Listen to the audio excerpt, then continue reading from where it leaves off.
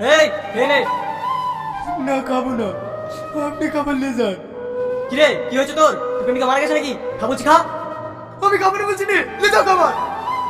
কি তুই খাবার চুরি করে দিলি? থাম, নতুন জেলা সাহেব এসছে, একটা ডিগ্রি আসছি। ম্যাডাম এই ছেলেটা।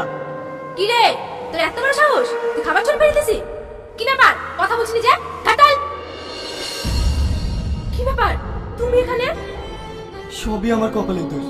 গ্রামে সবাই আমাকে দোষী বানিয়ে জেলে পাঠিয়ে দিয়েছে। গ্রামের লোকের কাছে কি অন্যায় করেছিলে তাই তোমাকে জেলে পাঠিয়ে দিল? আজ থেকে 6 মাস আগে কিছু খারাপ ছেলে পেলেদের হাত থেকে একটা মেয়েকে বাঁচিয়েছিলাম। এটাই ছিল আমার অপরাধ। এ কি বলছো তুমি? 6 মাস আগে তো তুমি আমাকে বাঁচিয়েছিলে।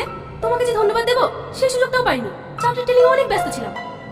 তোমাকে বাঁচানোর পর থেকে আজ আমি জেলে।